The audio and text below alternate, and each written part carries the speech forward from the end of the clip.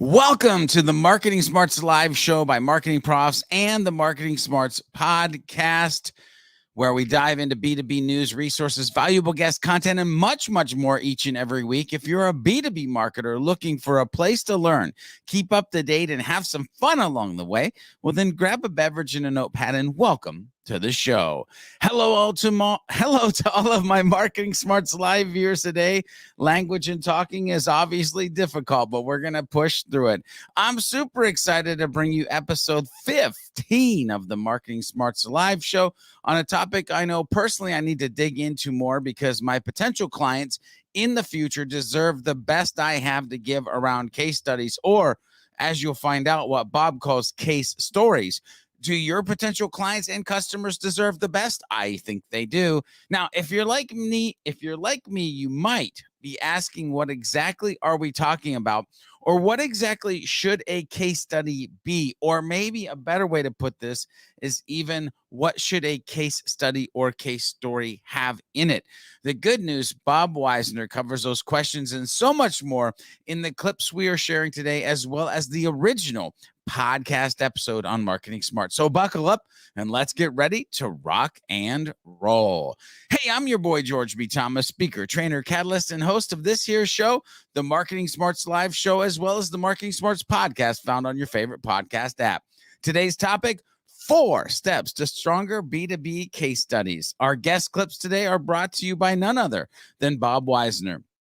Bob Wiesner has always been fascinated with how people make decisions. Even as a kid and a huge baseball fan, he was more interested in the operations of the front office, selecting players, managers, making in-game decisions, etc., than ever in the action on the field. Bob studied psychology as an undergraduate and graduate student, and then went into advertising, where his focus of decision-making shifted to the persuader, the advertiser. Bob has advised on over 400 transactions in the last 25 years. His clients have included top firms in advertising, accounting, architecture, engineering, consulting, investment banking, law, and many others, and he has helped them win 75% of their pursuits. Bob has also consulted on Olympic bids, IPOs, and other fundraising engagements and roadshows. Now, remember, the clips of Bob today are pulled from the full Marketing Smarts podcast episode. If you want to listen to the full interview with Bob Wiesner and myself, make sure to tune into the Marketing Smarts podcast. Link in the full show will be in the description once the live is over. That's right. All the right links in all the right places at just the right times. Now, let me go ahead and flip through here. All right. We've got Southeast Michigan. We've got Mexico. LinkedIn. Okay, so we've got some people from LinkedIn tuning in. All right, let's move on.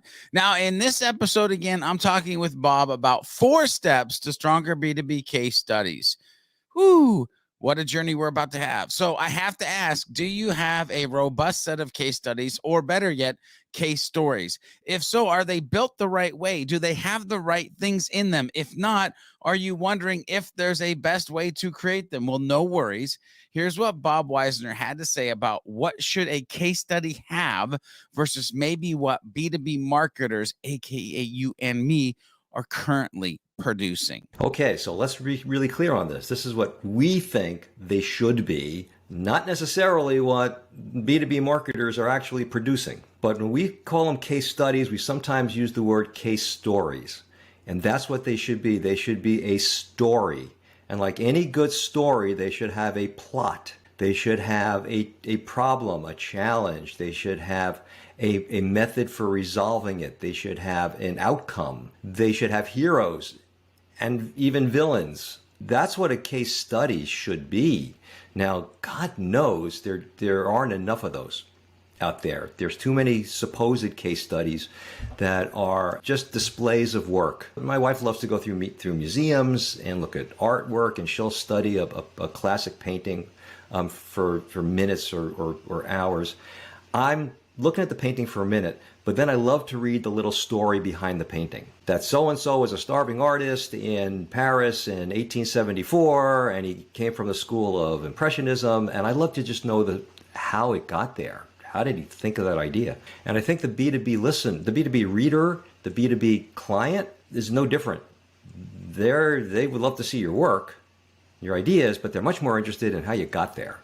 And that's what a case study should be. It's that story of how you got there. Did you hear that? Are you telling a story? Is there a villain? Is there a hero? Are you painting the picture on how you got there? Or more importantly, how your client got from point A to Z and the solution your company provided to pave that road for them to get there? Are you telling stories in your case studies? Put the answer to that in the chat pane or let me know on Twitter using the hashtag MPB2B. And of course, tag me using @George B. Thomas. We'll get back to Bob Wiesner and his thoughts on why case studies are vitally important to you and your B2B marketing success. But first, I have to ask, are you part of the Marketing Profs community? If not, become part of the Marketing Profs community by heading over to mprofs.com. MP Today. That's right, mprofs.com/MP Today. Now it's time for In the B2B News, where we talk about breaking B2B news or really important tips we find on the Google News tab related to you and your B2B business and B2B marketing needs. This week, the title, 5 Predictions for B2B CMOs to Win in 2023. Can you believe it's almost November, which means it's almost December, which means it's almost 2023. These 2023 titles are killing me. Anyway, given the anticipated economic headwinds that marketers will be facing next year, winning in 2023 will require some changes to their current marketing plans. And based on Forrester's latest predictions for B2B marketers, those changes will be significant. According to Ross Graber, principal analyst for Forrester and co-author of the firm's annual predictions, concerns about a recession and economic instability will push B2B companies to pursue more predictable growth strategies in 2023. Want to know what the 5 predictions for B2B CMOs to win in 2023 are? Well, then check out the article after the show ends, because that's right. To read the article, check the link in the description. That's where it'll be as soon as we're done with the live show. Comes to us from Forbes, so it's absolutely a really good article and you will enjoy it. Now, let's get back to Bob Wiesner and his Marketing Smarts podcast episode. I wanted to dig into how to get started pertaining to why case studies are vitally important for B2B marketers' success. And here's what Bob had to say as far as that importance and your future success. One word to answer that, and that's the word trust. To succeed in B2B or anywhere in marketing, you've got to prove your trustworthiness to your prospect. Now, I didn't invent that concept. In fact, everybody who's following a marketing prof should be familiar with The Trusted Advisor, the classic book by Meister Green and Galford in 2001. And they talk about the trust equation. They talk about the fact that trustworthiness is proved through 4 components: credibility, reliability, intimacy, and a lack of self-orientation. Case studies go right to the heart of your credibility. If the reader of the case study can, and you use the word yourself, can project themselves into the case, if they can say, yeah, I can see how that might have been me, or I can see how that is me, then you've got credibility as a potential resource for that prospect.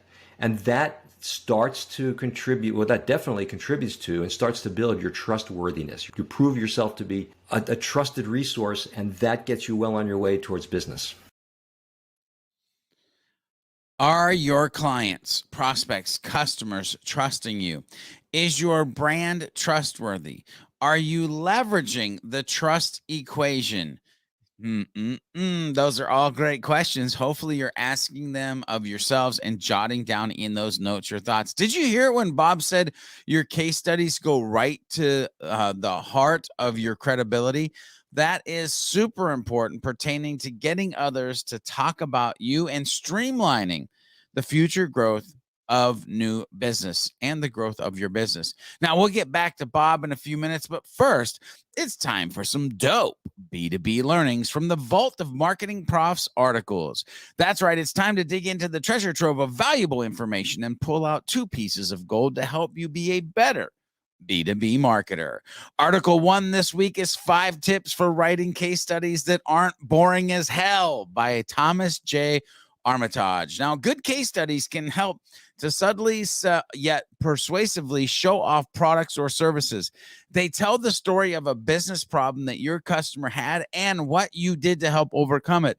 Sounds familiar? Statistics offer tangibility, and quotes from the customer give credibility. When done right, case studies could win over new customers who are already in the purchase funnel. Learn 5 tips to make your case studies not boring by reading this article after the live show ends. Article number 2 for this week's episode is how to build a B2B case study program to promote your company by Dave Hotchman. Hopefully, Dave, I said that right. But in a B2B case study, the end user relate their experiences with the vendor's product or services. Although the vendor or service provider may produce the case study, they are not the focus of a case study. The spotlight is, drumroll please, or should be, on the end user. The intended audience for B2B case studies consists mainly of potential clients, and the desired outcome is for that audience to view the vendor in a positive light. In a well-written case study, the satisfied end user has no directly obvious vested interest in praising the vendor company's solution, but does so anyway. That in turn creates valuable credibility with potential customers. Over 70% of buyers base their decision on trust and believability, according to a Forrester research survey. Ladies and gentlemen, want to learn how to create a case study program? Then check out the article after the live show ends. That's right. Check out the links in the description below after the live to get access to both Marketing Profs articles. They're super dope. And of course, I combined them because we're talking about case studies and they're both about case studies. That's just how I am. I love you that much. Okay, back to Bob. Let's dive back into his conversation of how to build these case studies we've been talking about. In the full podcast episode, we cover 4 steps, but I at least wanted to get you a couple steps to follow in this live broadcast. So let's dig into step number 1 to creating better case studies. Bob, take it away with step number 1. First thing you have to have for a case study is you have to have a clear articulation of the problem that you were solving, that you were addressing in that case. A problem that your client was facing, or potentially an opportunity, an upside that they were looking for. That could be just as effective, but it has to be one or the other. It has to be a challenge that they're facing. What too many case studies come across as right now, supposed case studies, is our client needed a new website. Here's the one we built. Our client needed an introductory campaign for a new brand. Here's the one that we came up with. There's no challenge there. There's no problem there.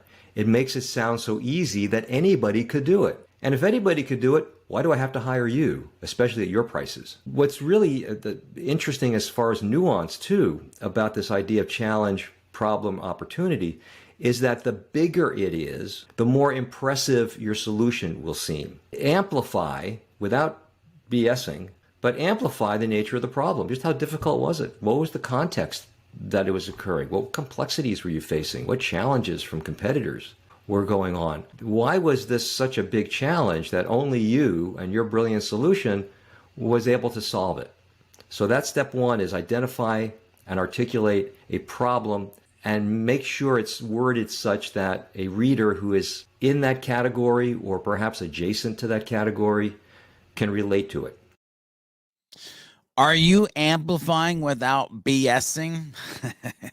Are you talking about the challenge and why you and your solution was able to solve it? If not, let's make sure we adjust that in the future.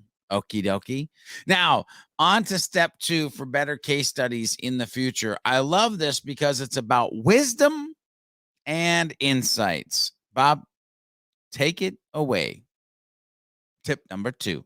The next piece that you need is the wisdom or the insights that you possess as an organization that helps you get a better understanding of the problem or helps you identify the better possible solution. There's a lot of truth that inspiration came to you in the shower. but you can't write a case study about your bathing habits. What you want to do instead is you want to write a case study that says, we understood the nature of this villain, of this problem, in this way. We had this wisdom, this insight, this experience. We were able to apply that insight to the problem so that we, and parenthetically, only we, could actually find the right solution. So don't make it sound like it's smoke and mirrors or an accident. Make it sound like the solution, which we'll talk about later, came through insights, wisdom, replicable process, something that is, I'll call it tangible. Now, this is really important, George, because when I'm a prospect and I'm reviewing your cases, I will certainly relate to the problem that your client faced, and I can easily see that I had that problem. But why should I believe that the brilliant solution you develop for those guys will be something you can develop for me? Do you possess knowledge, wisdom, insights that you can apply to my problem? That gives me greater confidence that when we work together, I don't have to wait for you to take a shower to find the answer, but that you'll be applying these same pieces of understanding and wisdom to give me a similarly effective solution. Now, remember, that's 2 tips out of the 4 that we actually talk about. But I had to laugh when Bob said you can't write a case study about your bathing habits. That made me chuckle a little bit. Stay away from smoke and mirrors and lean into insight and wisdom. The insights and wisdom that you possess as an organization.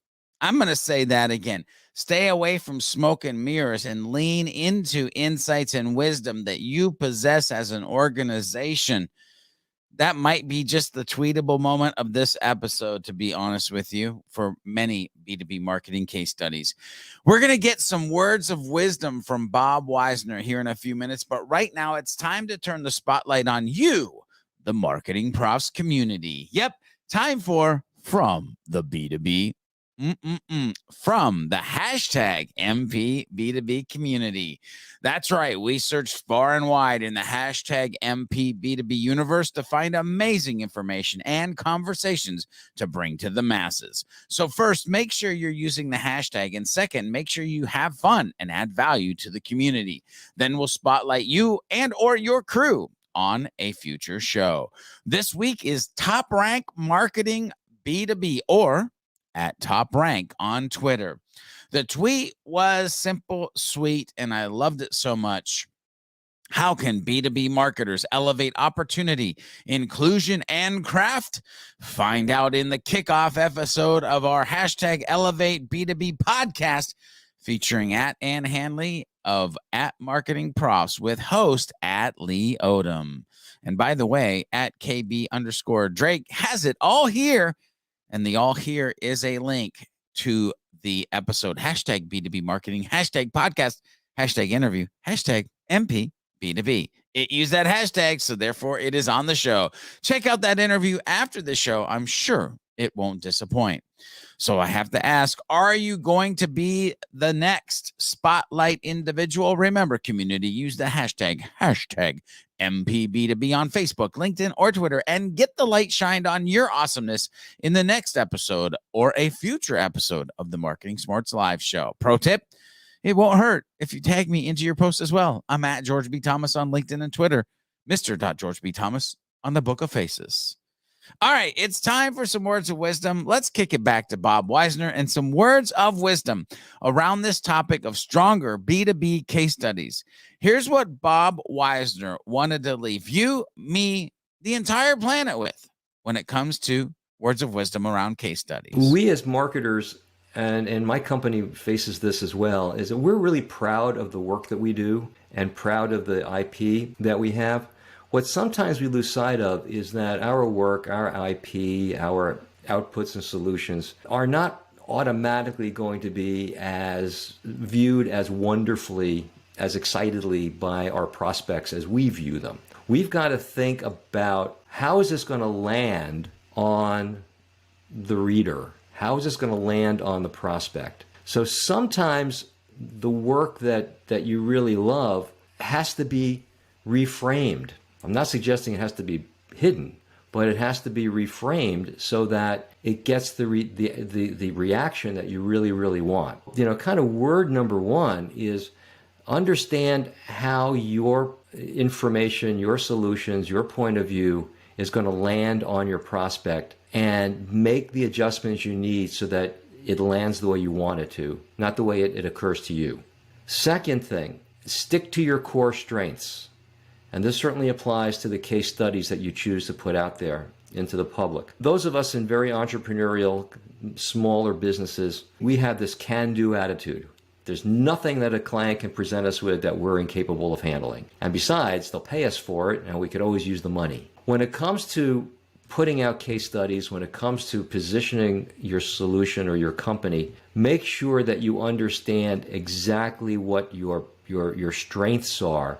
Understand the work that you do that excites you, the work that you do that you and the people that you're affiliated with are excited to perform, the work that your clients not just love, but want to buy more of. Put that in the center of all your marketing communications. Make those the high priority projects that you pursue, and make sure you're writing case studies about that. You might be a brilliant marketer, and perhaps a client comes to you and says, I love the marketing work you do. I really need some focus groups. You think, right now, can you run some focus groups for me? Well, yeah, I probably could. I've been in focus groups before.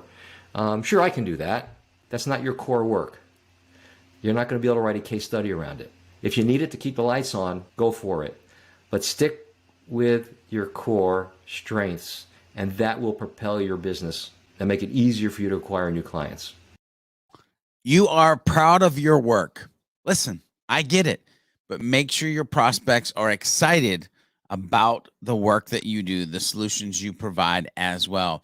Make sure you're thinking how this will land. How can we reframe it? How can we make it a case story? Ladies and gentlemen, have you enjoyed today's journey? Let us know.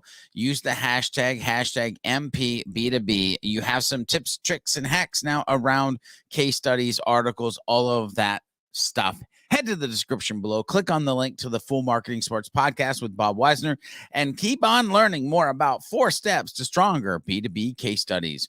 Remember, these were just a few clips of the original Marketing Smarts podcast interview.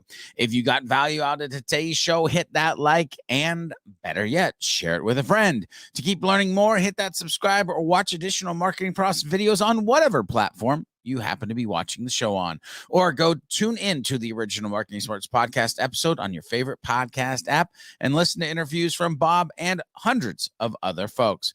Don't forget to become part of the Marketing Profs community by heading over to mprofs.com/MP today. And as always, remember to be a happy, helpful, humble B2B marketing human. And we'll see you on the next episode. Not next week. I think I'm going on vacation, but the week after that, of the Marketing Smarts podcast.